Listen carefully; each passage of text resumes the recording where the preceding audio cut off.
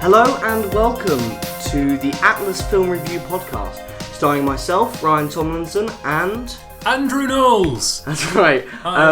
And today we're talking about Star Wars. It is the 16th at the moment, it's 9 o'clock, and we're actually getting ready to go and see the midnight screening, and I think it's safe to say we're both incredibly excited. But first we're going to talk about Star Wars as a whole. So Andrew, what does Star Wars mean to you? Well, it would be some sort of celestial conflict located somewhere in space around the region of a sun or sun-like sort of entity. And what do the films mean to you? A lot.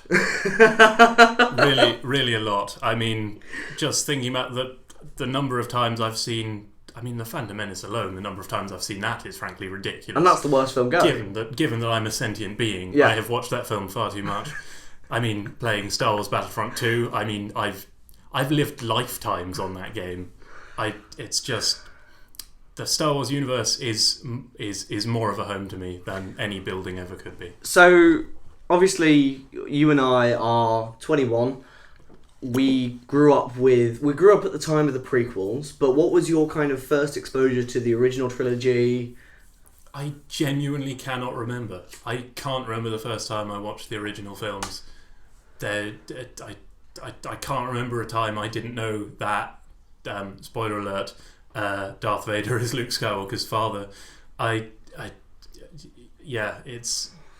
genuinely can't remember a time before Star Wars. Well, the thing is, for all my sins, and I will hold my hand up, and I don't know if I've ever told you this before, but I actually saw all the prequels before I saw Empire or Return. I'd seen New Hope, but I'd never seen Empire or Return of the Jedi until I was actually much older, until after Revenge of the Sith had come out, which I think is quite atrocious, to be honest. I think I watched The Phantom Menace first, and then I seem to remember there was a wonderful, wonderful day I had where for some reason my parents decided that we could watch some of the Star Wars films and we could sit in the living room and I ate tomato soup, and God knows how young I was, but we were sitting there, I was eating tomato soup, watching what I can only assume was the original Star Wars films, feeling that life could probably not get better. Well, we'll see this evening, won't we? We will see this evening.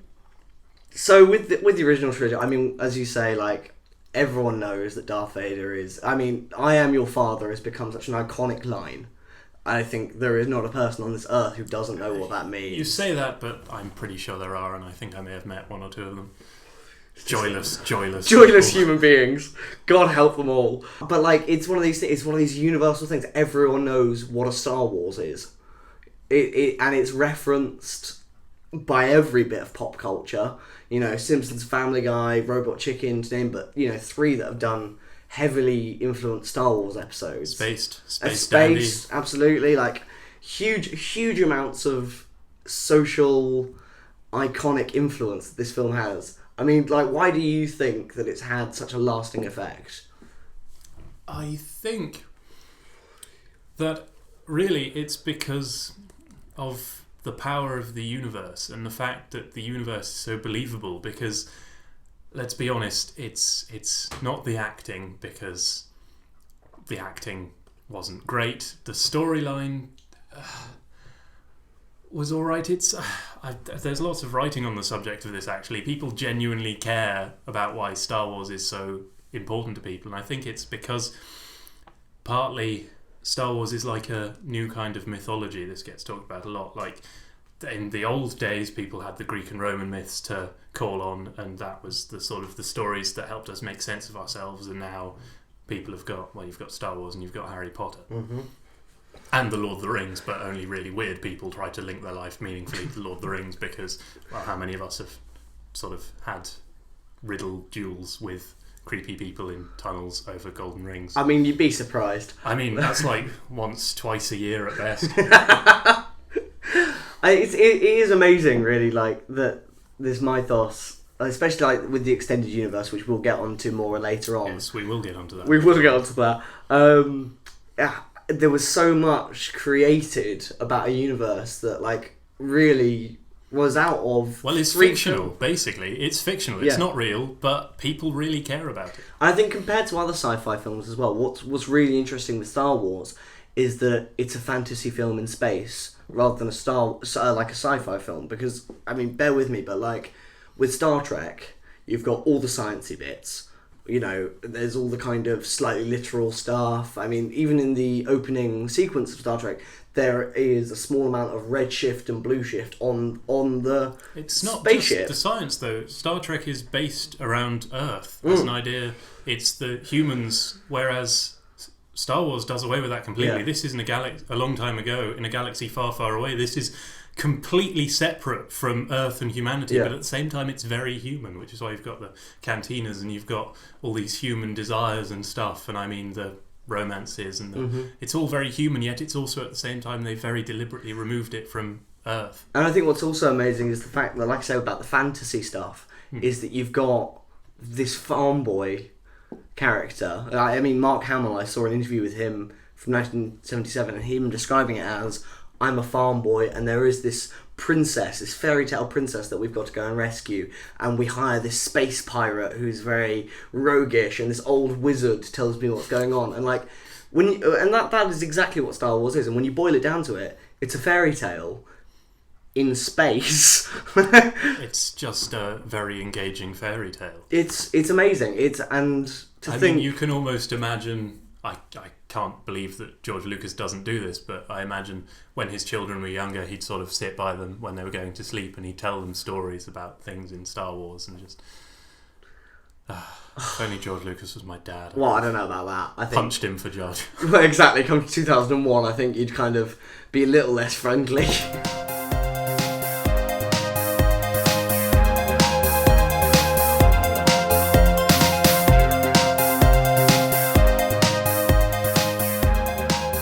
So, the original trilogy, beautiful, and has had a lasting thing, and Darth Vader is one of the most recognisable characters. Even from an impression of an asthmatic droid. Like, you can recognise Darth Vader, the red lightsabers, the lightsabers alone.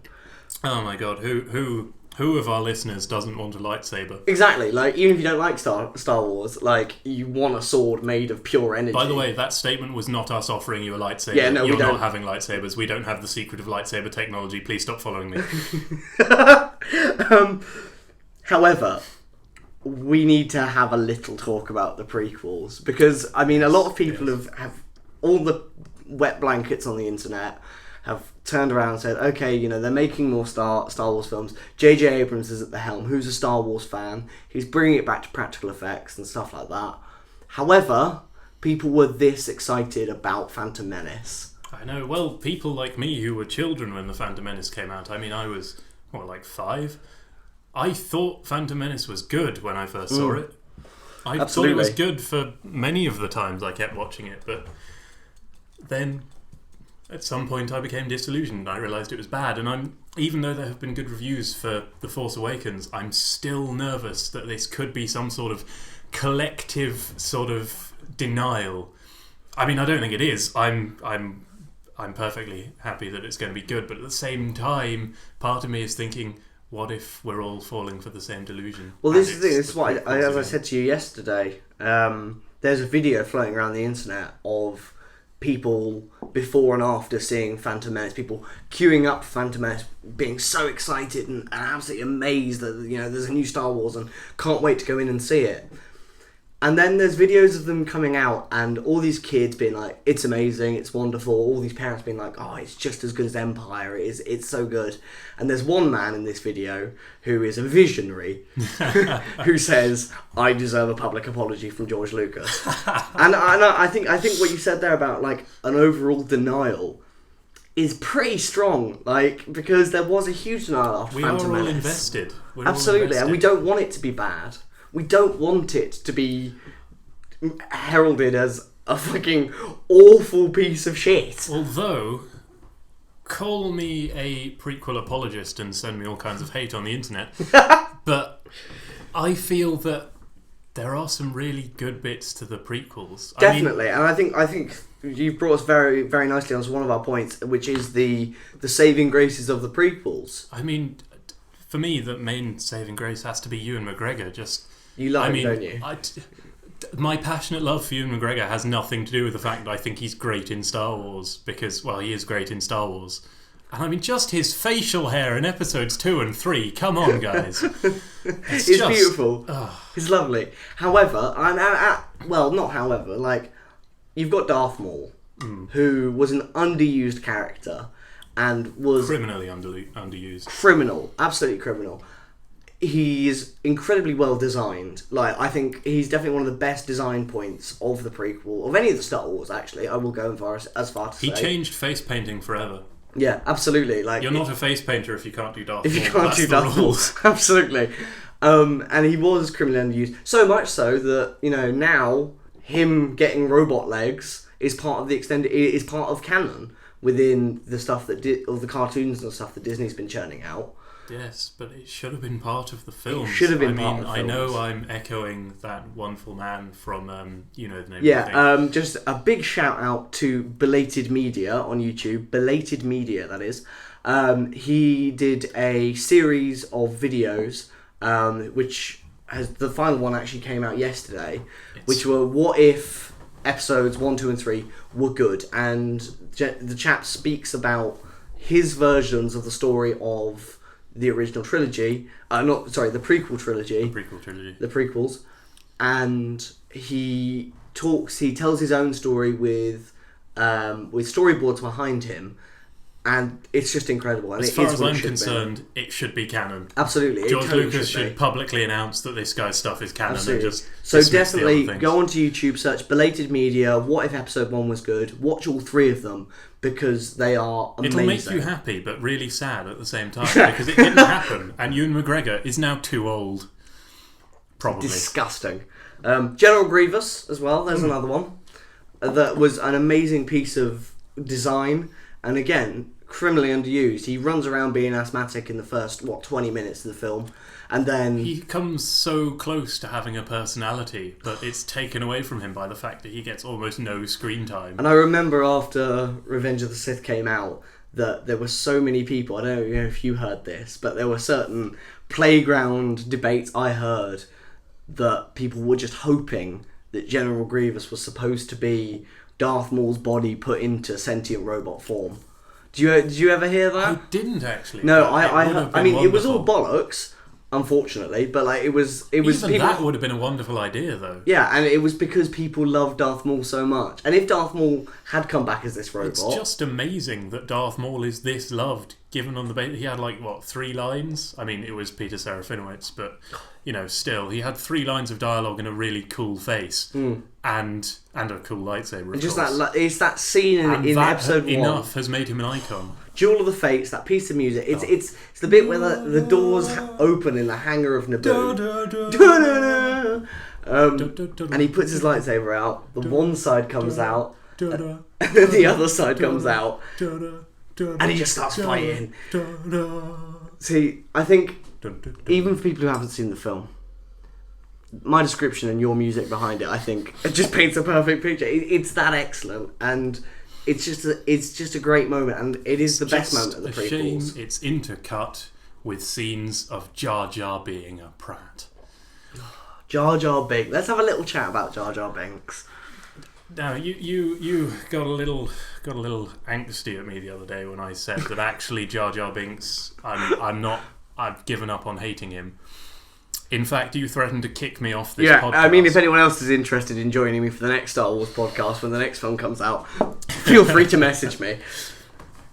But Jar Jar, as an alien, he's not awful. I mean, he's no good, obviously. He's far too prominent in the film, and that was a mistake. However, he's not the worst thing about the prequels.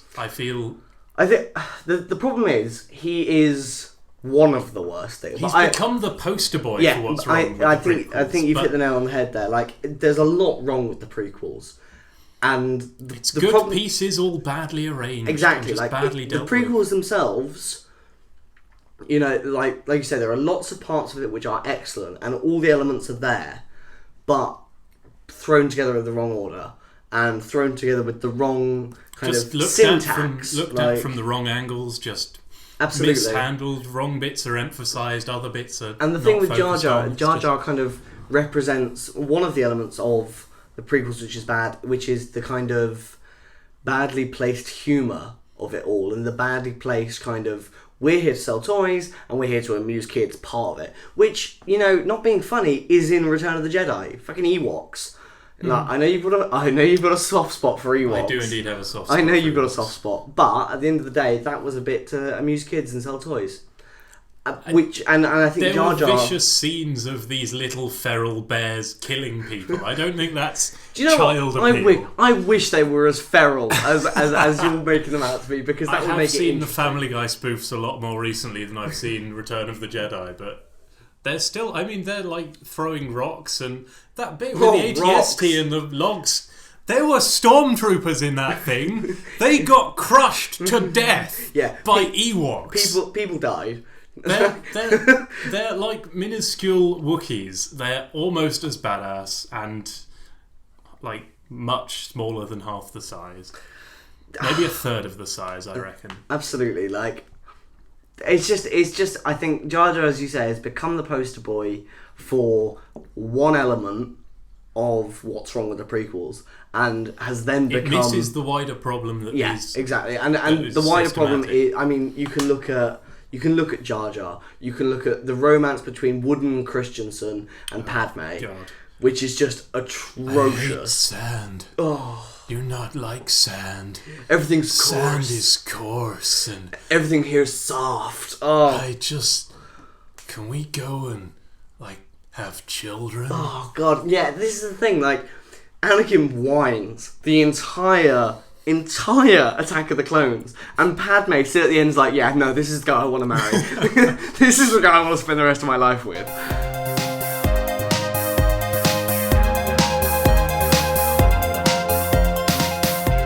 So, with all of the Star Wars films, in which order would you rank your preference? Ooh, well, that's an interesting one. I would say.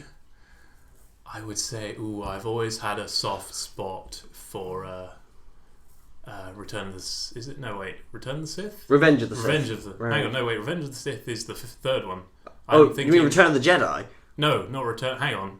The I mean, you're the Star Oh, Wars nerd, damn it. Andrew. Christ. No, I can't remember that. Hang What, on. there's- Empire? Empire Strikes Back. Right, That's yeah. it. Okay. Oh yeah, Empire Strikes Back probably just because I love Hoth. Then probably on the back of the Ewoks, Return of the Jedi. Okay.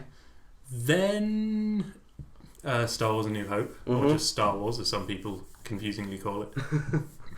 Then Phantom Menace, Yeah. I would say, and then Attack of the Clones, and Which- then Revenge of the Sith. Really? Okay.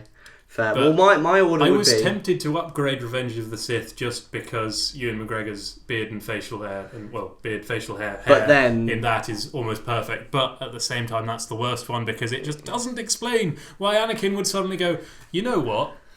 After cutting my friend's hand off, the only way I can really deal with this emotionally is to go kill a load of kids. No. They're not kids, Andrew. They're Not the younglings! younglings. Christ. My order would be Empire first, because Empire is one of the greatest films ever made, regardless of... it's one of the best of the genre, without a doubt. Empire, and then... The Lando system? The Empire, and then I'd probably say Star Wars, New Hope, followed by Revenge of the Sith. I have to say it, and Ben, I'll get back to it.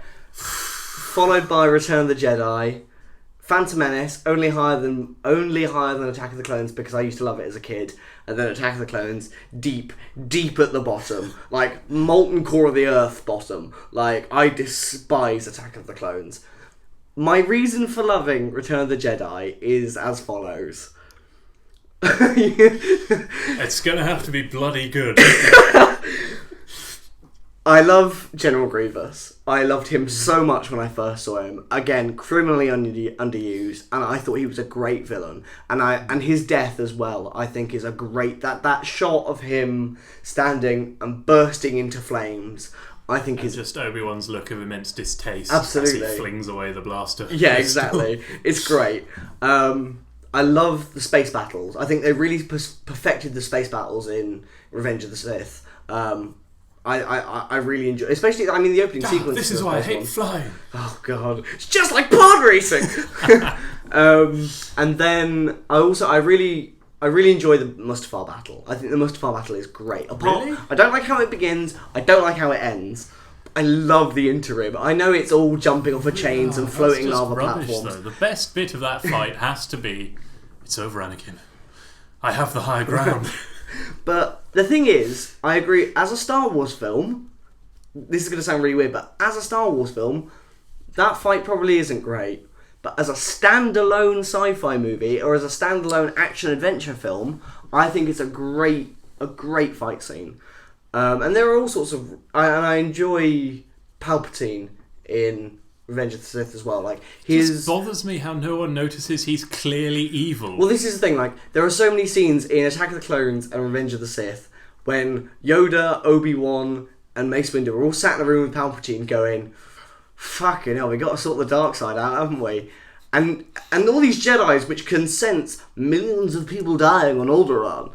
And there's a fucking Sith Lord sat across the room. Can cloud the Force, Ryan. Yeah, but you say that. Yoda turns up with Count Dooku and goes, "Oh, I can sense the dark side in you." But he sat 2 feet away from Palpatine. Like, it's not well written, but visually speaking, I think Revenge of the Sith is one of the strongest. Purely visually, not thematically though. Like. But for me, that was meant to be the one where they turned it around, where you saw Anakin properly falling, and all I saw was a whiny bitch of a character. Yeah, absolutely. Just sort of going, life's really unfair. All that angst. Oh, did I tell you my mum died? Anakin, lots of people's mums die, especially in the Star Wars universe. How many women have you seen? Yeah, look, there's not a lot of women running around. Look, you have a reasonably attractive girlfriend, which you shouldn't even have, you're a Jedi. Actually, she's your wife, so... No, you have a reasonably attractive wife who is carrying your children. Just maybe don't murder some children. He murders a lot of kids with it. Like, he murders a lot of young things. It's just... It's like they put that in because they thought... Someone went up to George Lucas and went, I don't think the character of Anakin's actually that evil at all by this point. And George Lucas said, no. Was the evilest thing? We'll just have him kill a room full of children for no reason, and then it'll all make sense. People won't notice. I mean, take out the thematics of the entire universe. That shot when Anakin walks in and the kids are like... It's heartbreaking. It is heartbreaking. Doesn't make sense. I mean, Order 66, which again... is a bullshit scene. Order 66. It's a bullshit scene. It doesn't make sense that there's an order that's just like, why don't we just shoot ourselves in the foot? There's a list of rules up on the wall somewhere that the Jedi have never bothered to read. It's just, did you read the rules the clones are meant to follow? I gave up after 30. I read up to Order 65. It all seemed fine. Order 66, kill all the Jedi. Order 67, no fish products on Wednesdays. Exactly, like it's total bollocks. But the way that it's shot, and with the music and John Williams' score is just incredible. Very emotive. It's so heart wrenching. Like, it's beautiful. It's just so well done. The confused puppy dog faces of the Jedi as they're gunned down from behind. But again, like, even as a clone trooper, even as a mindless fucking clone in a sea of others, at what point do you go... They're trained to be obedient. They don't... I know they are, but at the same time, it's like, not one of them goes, kill all the Jedi. You mean the most powerful part of our army? Well, they're not, though. I mean, the whole point is that the numbers subdue the Jedi. That's the point. And they clearly do, because they win. Yeah, but you could be wearing 7 suits of Iron Man armour, and if someone behind you shoots you in the back of the head, like, no one's going to see that coming. Well, exactly, which is presumably why they did it. They're well-drilled soldiers who follow orders. Yeah. I mean, for all we know, there were clone troopers who went, you know what, not actually happy with this, I'm going to run off. I'd like to think that the clone wasn't ever troopers mentioned because they didn't have time. were so obedient that, like, Palpatine would just get bored, bring a couple in, and just tell them to dance and do random bits and bobs because they're so obedient, and just sit there and Commence Order 97. dance uncontrollably. Yes, let the rhythm flow through you.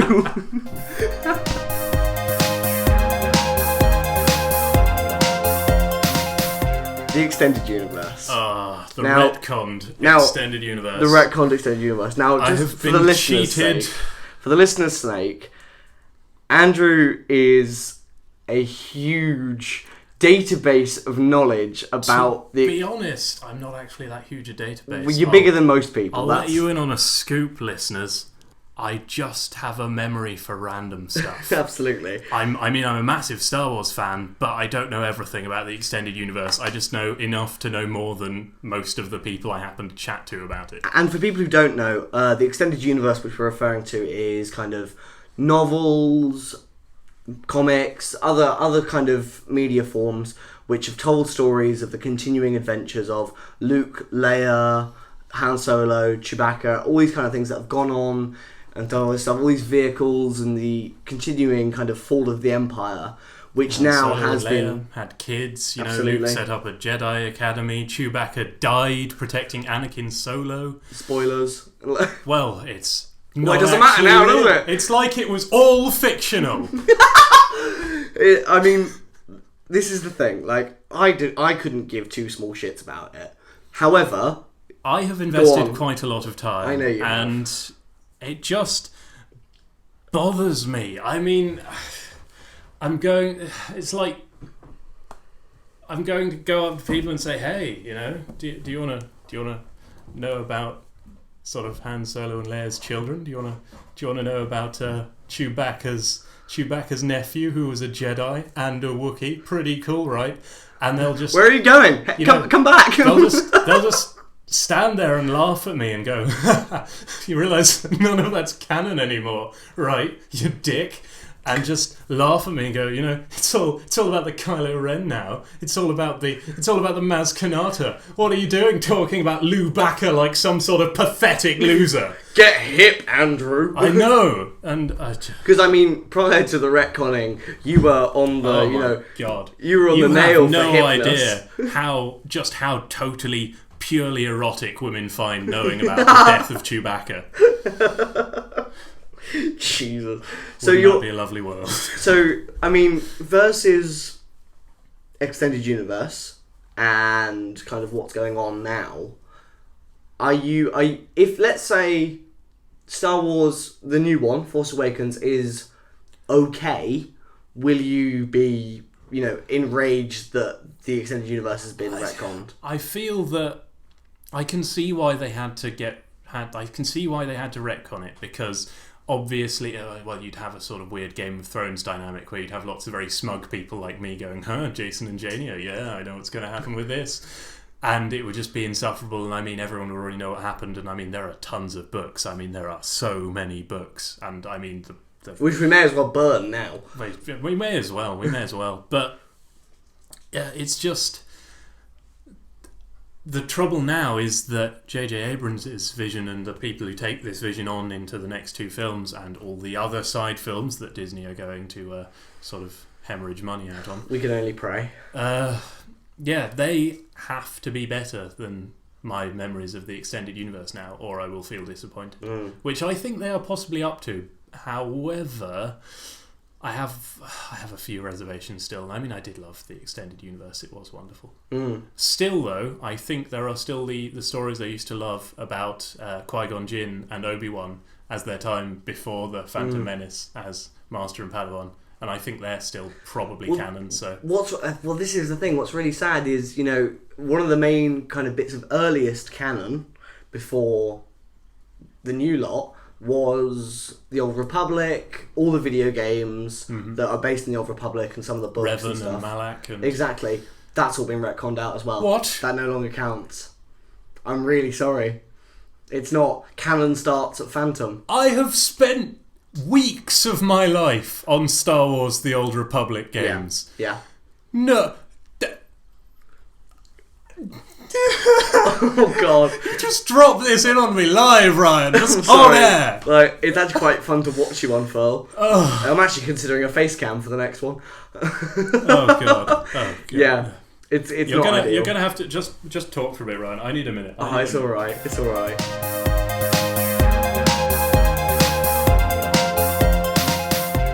Bringing us now to Force Awakens. Yes. It is, 2 hours until we are sat down in the cinema. What are we expecting? What are you worried about? What do you desperately want to see? What I really want to see, what they have been teasing me with, what they have been keeping just out of my quite extended reach, is Luke Skywalker.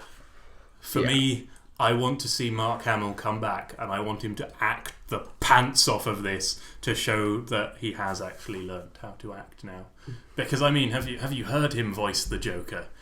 It's phenomenal. Just amazing. Yeah. And I mean, again, you'll think I'm weird and have a sort of weird thing for facial hair, but he's going to have a beard, and it's looking like a nice beard. So, top notch Mark Hamill. But I mean, from all the stuff that we've read and all the trailers that we've seen, the cinematography looks on point. The whole thematic stuff for it just feels like it should be Star Wars. But then again, I've seen the trailer for Phantom Menace. You know what I mean? My biggest worry, actually, of late anyway, is Maz Kanata, the little orange alien, played by, I can't remember her name. Lupita Nyong'o, who was one of the stars of 12 Years a Slave. Indeed. And Oscar winner, in fact, yeah. She was marvellous in that. However, she's playing a sort of CGI alien, and we all know how well those have gone down in Star Wars. Yeah. But she's playing a diminutive, sort of orange-skinned, sort of future-seeing alien, sort of with spiritual eyes. Leader prophet thing with magical force eyes. I don't know why I put magical in front of there. They're just force eyes, but it feels right saying magical force eyes. Anyway, and I just feel that J.J. Abrams has gone, I really miss Yoda. I wish I could bring Yoda back. But he's dead. Wait, I have an idea. What if I make a diminutive alien with skin that's like a colour, like orange? Not green, but like orange. Not green. That would be ridiculous. And we could call her Yodette or Maz Kanata. I mean, well, I'm not sold on Yodette, but I mean, if we can't do Yoda, we'll just throw some letters together. We'll just watch Countdown and see what comes up. Like, I mean, I'm looking forward to it because I think what we've kind of said earlier is that one of the greatest things about Star Wars is the use of fairy tale tropes in a different setting. And if the tropes work, if it ain't broke, don't fix it. And I'm kind of okay for this whole new journey, which doesn't have anything to do with the prior films necessarily, straight away from a storyline point of view. Can start to reuse some of the things because it's a whole new adventure. So maybe we can have a replaying of some of the old tropes because it's a new thing. And again, that might be one of the issues with the prequels, the fact that it was catching up with the originals. I'm worried that if they're trying to put in a new Yoda, then they've got... Well, I mean, actually, it's quite a small shadow to fill if you're talking practically, but talking in a sort of less practical way, it's a massive shadow to be sort of find yourself stuck under. And, yeah, I'm worried that...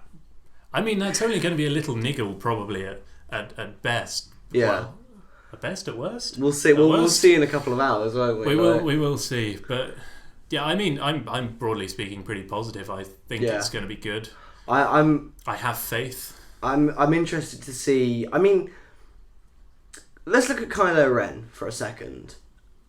He's in a mask, and he's a baddie with a red lightsaber. Mm-hmm.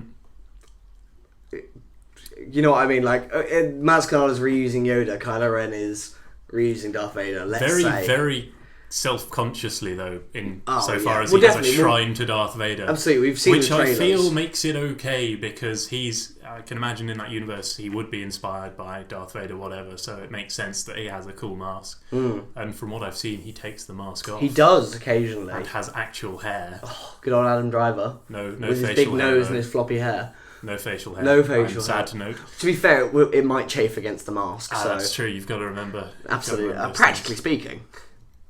Yes. Before he had the mask, massive bushy beard, but some Absolutely. things sometimes you've got to shave your beard off. Yeah, and it was coming out of the grill a little bit. Yeah, like just looked really bad. it wasn't working for him. No.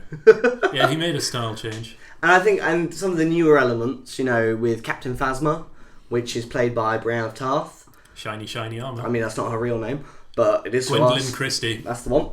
That's going to be a really interesting kind. I mean, that's very much, presumably, the Boba Fett kind of character. It is. From what we've It is seen. nice to see that the First Order has become an equal opportunities employer.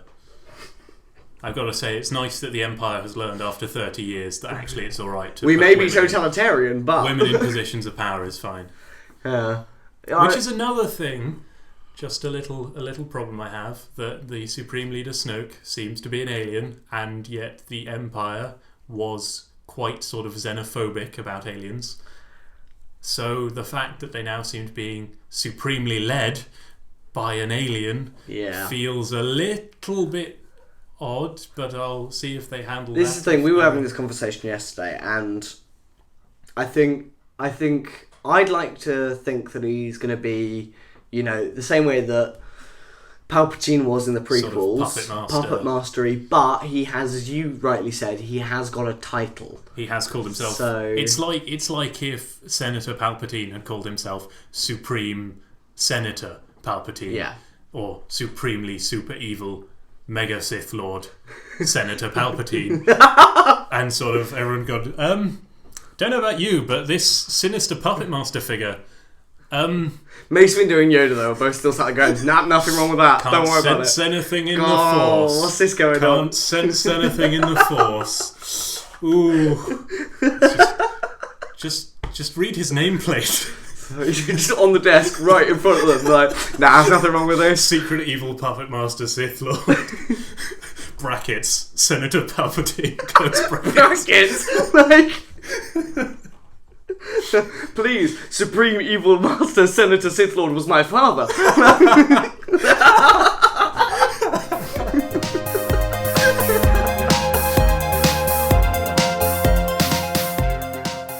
So, that brings us to the end of the first part of our recording. We hope you enjoyed it. We hope you enjoyed it, and we will be back very shortly after seeing the film to talk about what we thought of it. With hopefully no spoilers. We'll be very careful. We'll be very careful, we promise. So thank you for listening to the first half, and we will see you shortly. Bye.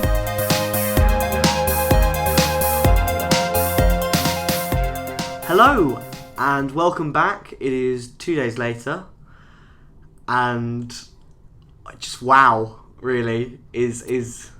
It was good. It was really good. It was really, really good. I've spent the last kind of 48 hours just smiling, to be honest. I have already booked my tickets to see it again tomorrow. Yeah. And I will be seeing it again after that. Because, well, I have the time, and it was a good movie. It's an incredible bit of filmmaking, isn't it? It really is. Just for that first moment when the Lucasfilm thing came and it turned green, and then blue writing appeared a long time ago in a galaxy far, far away. Bam, bam, bam, bam. There was a longer pause. There was a longer pause. But the atmosphere in the cinema can't. I don't think I've ever been in a cinema where not only was it filled, but every single person there was clenched with excitement. Total silence. It was. I didn't see a single phone. And the sound of sort of fast reading as the opening crawl came past. It was excellent. And then, like, what was even more interesting, because we turned up fairly early. We got in before quite a lot of people. But then at the end, when everyone got up, I didn't see... the majority of people I saw were wearing something Star Warsy. I had my Boba Fett pin badge. You had your t-shirt on. There was a girl, I don't know if you noticed her in the row in front of us, in an R2-D2 dress. There were all sorts of... I can't believe I failed to notice that. It's awful, isn't it? But there was just so many bits of little... There was someone in a Princess Leia wig. Did you see her on our way out? There was this lovely little fat woman in a Princess Leia wig. It was amazing. I was just lost in meditative thought, thinking about the film and the events of the film. It was... we are going to do our utmost to make sure that we don't spoil anything, because... You deserve to see it knowing nothing of what's coming. Absolutely.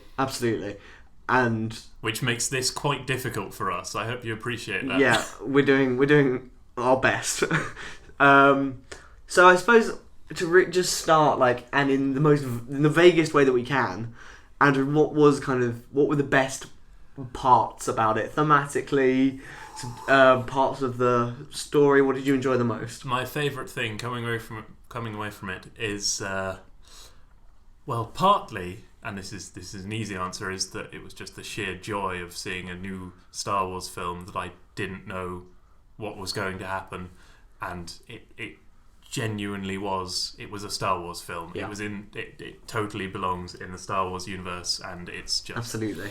My first thought upon leaving was that it was the best Star Wars film I'd ever seen. I am starting to change my mind on that, however... But it's not far off. It has to be said. It is up there. And for me, the specific best bit for me is Kylo Ren. Yeah, absolutely. I am developing quite a deep love for him, which is impressive because he doesn't have a beard, as I did mention.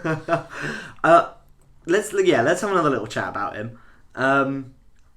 What's amazing about Kylo Ren, and we were talking about this earlier, is the heavy-handed, unsubtle mask imagery.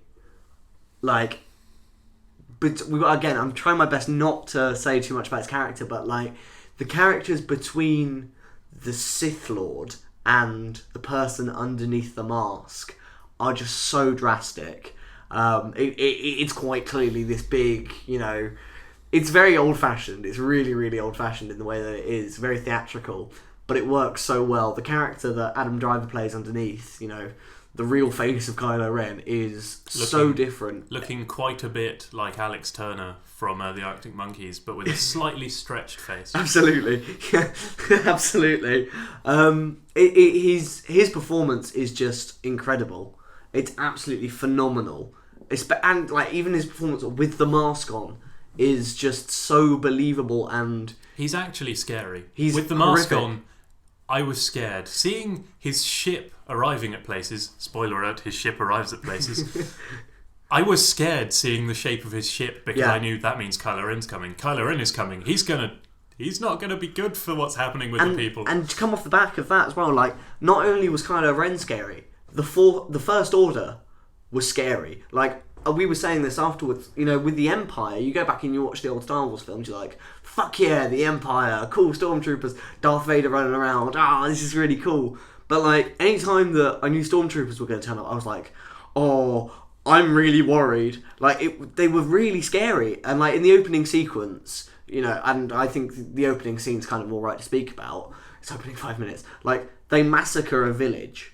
Just mow these poor people down at the drop of a hat, and it's horrific to watch. And then just instantly you're there in the moment, and you're as scared as you should be. There's actually blood, absolutely. And these stormtroopers, they aren't just cannon fodder. They kill people, and they're scary, and they fight. Yeah, they actually hit things, which is nice.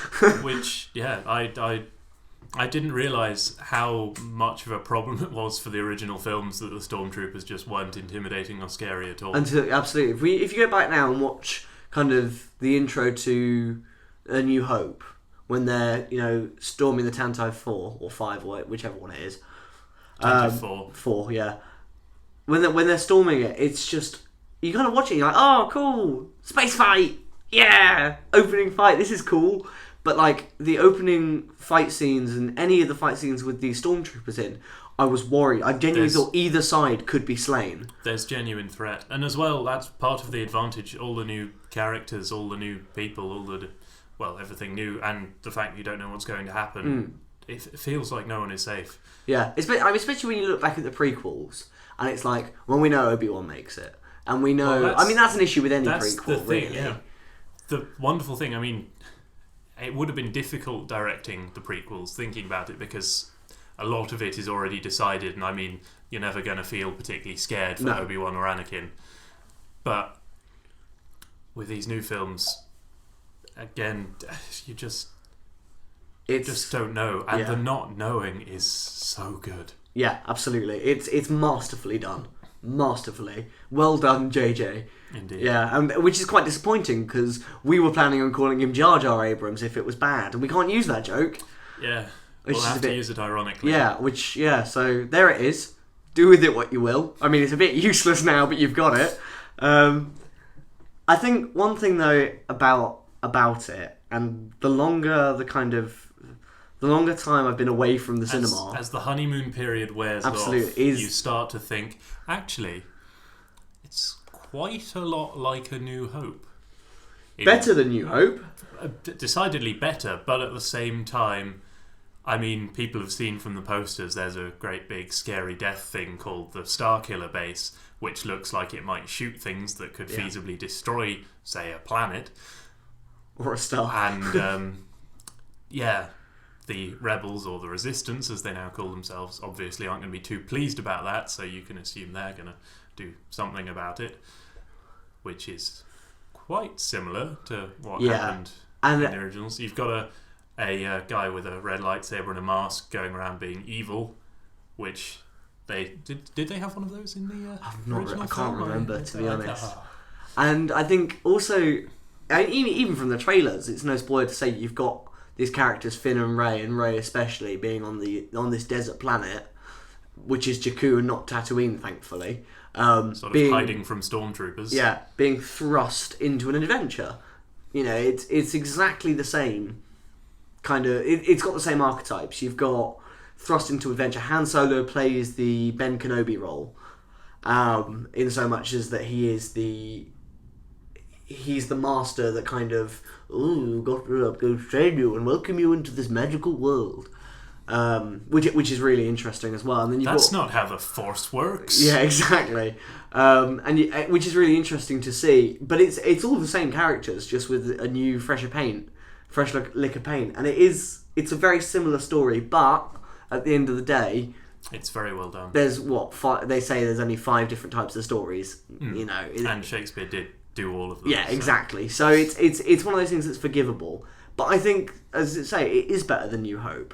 And because it's a new adventure, it works. And not being funny, it does benefit massively, though, from the world that New Hope and the other original films set up. Without a doubt. But what you got to remember as well is, as a filmmaker, when you're starting a new trilogy, I mean, I assume I've never made Star Wars, but like when you start a new trilogy or a new kind of thing that isn't maybe based on something else or maybe not, you know, you are building a new world, and you're also, for a Star Wars thing, it's welcoming it to a new generation of fans who, much like when we saw Phantom Menace, hadn't seen the originals. Yeah. So it's kind of all right to reuse some of the tropes, because it's almost one big reference to the original trilogy. It's one big piece of fan service. They do mention the Death Star a few times. They do mention the Death. There's actually, let's have a little chat about the fan service, because there's a lot of it, but it's all done really, really well. You know, you've got some of the returning minor characters, which it's a trap. It's a trap. Yeah, Admiral Akbar. He doesn't say that. He doesn't, sadly. They avoid that somehow. There's other bits, like there's the training ball that Luke uses in The New Hope is in a second of a shot. That John Boyega just finds when going through the Millennium Falcon. And spoiler alert: John Boyega goes on the Millennium Falcon. Sorry about these being retrospective. And just in that moment, especially that moment alone, we both turned to each other and was like, "It's that thing!"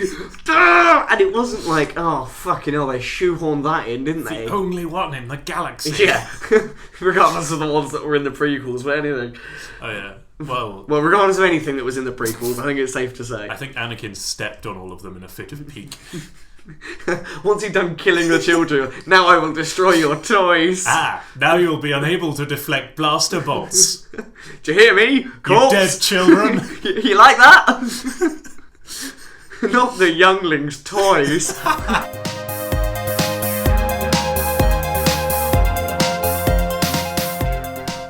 I think the word is respectful. Respectful of the source material, respectful of the fans, of the universe, of the actors as well. Like, especially, you've got Harrison Ford, okay, who started off Star Wars time and has been thrust into greatness and done all sorts of other great things. And now is this superstar. And the role that they've brought him back to reprise is just as good as it should have been. His performance is phenomenal. The character of Han Solo is magnificent. I think he's even better than he was in the last one. Just the arc he's been on as well. Oh, absolutely. And every adventure that he's been on is still with him, and you can see it in his eyes. You can see everything that he's gone through, which is awesome. Even the stuff that we weren't there for. Yeah, they've all of the old original cast, apart from possibly Admiral Akbar, they've just become such great actors. It's difficult to tell with Admiral Akbar because absolutely. It's just a fish head. But it's respectful and it is wonderful. BB-8. Yes, I had some quiet misgivings, but actually, he's adorable. You can't not love him. You can't not love him. What it is that makes him so lovable is the fact that it's an actual robot. Yeah, that it's actually real. You can tell it's actually... In the same way that R2-D2 and C-3PO were actually there. Yeah. And were actually interacting and stuff. Like, it must be difficult reacting to a bit of cardboard, but it must be even harder reacting to a man in a green screen suit, And Daisy Ridley does struggle. There is a scene where it's just her and BB-8 and they're having a chat, and she struggles, as I imagine any sort of relatively inexperienced actor would. Yeah, she is new on the scene, and it does. However, it does show. I stress that when other humans turn up, her acting skyrockets and becomes much better. And absolutely, it's thoroughly enjoyable. Absolutely, but I think both her and John Boyega are both phenomenal in it. I mean, Daisy Ridley, I think, is the weaker of the two, certainly. But I think she shines at the same time. It's kind of like... And she has plenty of room to grow. Absolutely, big time. Potentially. And at the end of the day, Mark Hamill didn't really act very well in New Hope. No, he didn't. No, he didn't. There's no two ways about it. They're both very, very, very good. And John Boyega plays... His character is very much, as I said to you, his character is very much the Star-Lord character of this universe. He's funny. I think the way you put it... That's a separate point, actually, that we should probably get into. The humour and the jokes absolutely. in it. There are some moments in it that feel almost like they left in the sort of goof scenes. But it works and it's funny, and I mean, Star Wars at its best can be both funny and emotional and moving and exciting. And this is. But some of the joke scenes... No, actually, no, I'm not. I'm fed up being sceptical. I loved it. I loved all of it. The joke scenes worked perfectly. It's beautiful, It was right? funny. It was emotional. It was just... I think we're all still a little shell-shocked from the shoveled-in humour of the prequels, that any joke in hindsight is like, oh, but was it Star Wars? But no, it fucking was. And everyone laughed. Every joke that came across landed, and there's no two ways about it. It was funny. It was certainly funnier than the last three. Obviously, it's going to be funnier than Empire, but like, it was certainly funnier than the last three.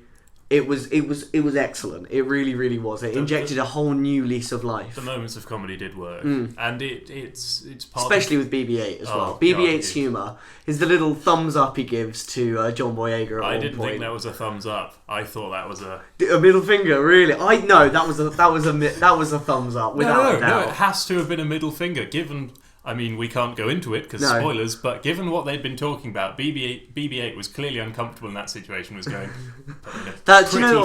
position. That's a really interesting reading. I mean, that might say more about you than it does about the film. I don't want to live in a universe where robots can't give you the middle finger even if they don't have hands.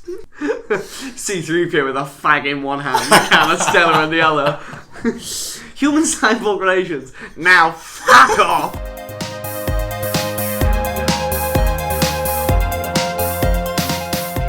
So, one of the new characters, which is a bit of a point of contention for both of us, Captain Phasma. Oh yes, Captain. Oh, poor Captain Phasma. Poor Captain Phasma.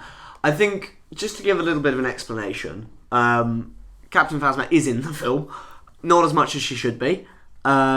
She walks around looking incredibly scary, and has a really interesting kind of position of power, but not too much. She seems to be the highest ranked female in the First Order. Absolutely. But, again, trying my best to avoid spoilers, but she comes across as a little incompetent. Yeah. Now, having thought about this a lot, and I mean I have been thinking about this a lot because I love Gwendolyn Christie, mainly because Brienne in Game of Thrones is awesome. Well, primarily, I would For any assume. Game of Thrones fans out there, you know what I'm talking about. But in this, I want it to have been that she was just being really arrogant, but the film doesn't make it clear, and it looks like she is being a bit of an idiot. Now, Yeah. I can't say too much because of spoilers, but when you watch it, there will be a scene where she does something, and you'll probably be sitting there, well, probably not at the time, because you'll be loving the film too much to question any of the few plot holes there are. But afterwards, might start to just bother you, and you'll think, why did she do that? Why didn't she just not do that? And then, well, a thing that happened wouldn't have happened. Yeah. And it would have ended... Well, the film would have ended quite a lot differently. Well, yeah, and I think what I said earlier in the podcast about her being the next Boba Fett has definitely come to fruition. In so much as... I mean, it's hard to tell at the moment, but... Well, she's barely been in it so far, kind of like Boba Fett in the original. Yeah. She's hardly been in it Quite at this frankly, point. It's amazing Boba Fett has become such a hit with anyone, Yeah. given how little he's in Star Wars. He's probably, got about 10-15 minutes of screen time altogether, if that. But yeah, so with Captain Phasma, it's not the last we've seen of her. We are definitely going to be seeing her She's coming again. back, unless she's been demoted for being useless. Well, true. But if she does get demoted, perhaps she'll go Renegade. Renegade. She'll go Renegade, and she'll, go after Finn and Rey on her own and become even more of a Boba Fett character, which I'd like to see. I think that'd be really interesting. I do want to see more from Captain Phasma, just because I want to see her prove herself. And I'd like to see more of her as not just a stormtrooper. Yes. I'd like to see a bit of confrontation and kind of maybe fraying within the First Order, because it's such concentrated evil that it starts to spark out in different directions. Perhaps there's some wonderful scenes between Donald Gleason's character. I think it's Adam Driver, Commander Hulk or something like that. Husk or General Hux. General Hux, that's the That's name. it. Yeah, General Hux. He is possibly one of my favourite characters. One of the favourite minor characters. He's he gives a speech. So the scene from the trailers when all the stormtroopers are stood amassed in what looks suspiciously like a Nazi rally. Absolutely, and he suspiciously gives a Nazi-based speech, and he speaks like Hitler. The way that his face contorts and becomes like erratic is just amazing. The sheer hatred in his speech it's quite something. The man's an incredible actor, and his career can only go up from here. To have that level of projection and power at that sort of fairly young age as an actor. And he's just a lovely character as well. The fact that he's such a young but such a high-ranking officer, and it's a film with some lovely dynamics between the different characters. Yeah, I think that's probably one of the strongest points outside of kind of the main parts of the film is the characters and the relations between the interactions. Absolutely. The relationships that form, and even the relationships that are already there, are so clear. The best scenes in the film are the ones that deal with the sort of relationships between the characters. I think what's a really interesting dynamic is the dynamic between big bad boss man Snoke, General Hux, that I'll get it right eventually, and Kylo Ren. So these two different types of commanders and this higher figure, and the two of them are almost like fighting brothers. There's almost like a sibling rivalry kind of thing of trying to prove that their approach... Who answers to who, and who's going to be the one that impresses everyone, to Snoke, and... Everyone in the original trilogy answers to Darth Vader. It's Star Wars being all human emotions. Absolutely. Everyone in the original trilogy answers to Darth Vader. Whereas, in this one, it's not clear if Husk or Kylo Ren. Does the Sith take precedence because he's a Sith, or does the actual general of the forces? It's an interesting dynamic. It really is. And on the other side of the Force, you've got the good characters. I mean, the friendship between Finn and Rey is beautiful. It's genuinely heartwarming. It's really lovely. Nice.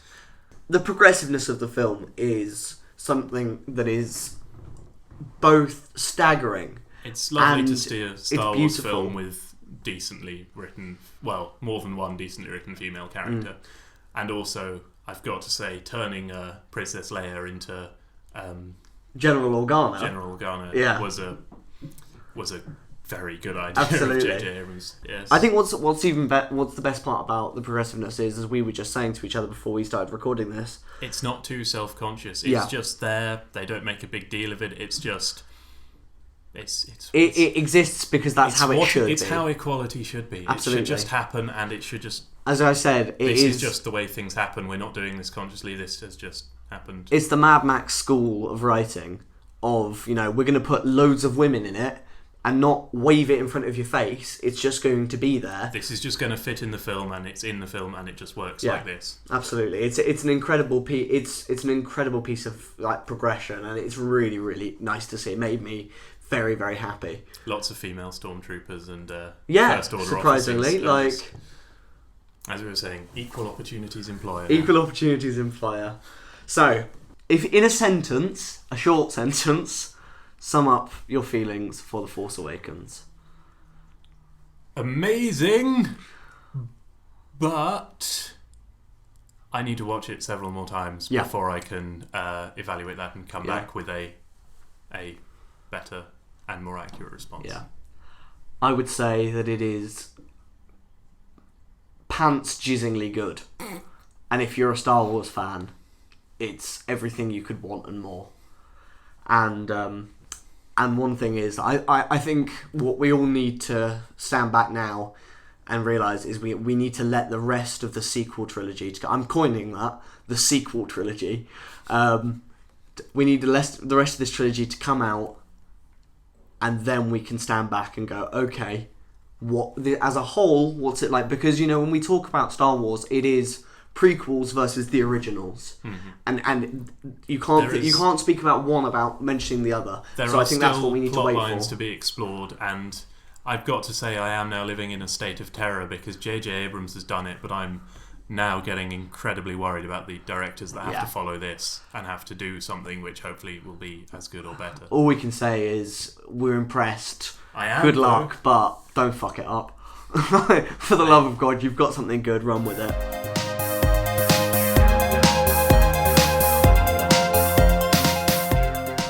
So, that is the end of the inaugural Atlas Film Reviews podcast.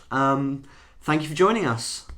And we really hope you enjoyed it. Let us know what you thought, if you feel like sharing your opinions. If you want to send us hateful bile on the internet, that's fine too. Absolutely, yeah. We really hope you enjoyed it. We are planning on doing these monthly.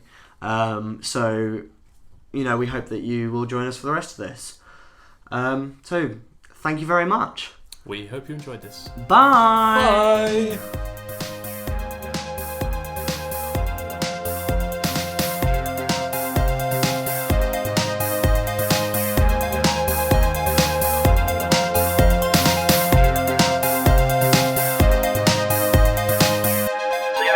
Film Reviews Podcast.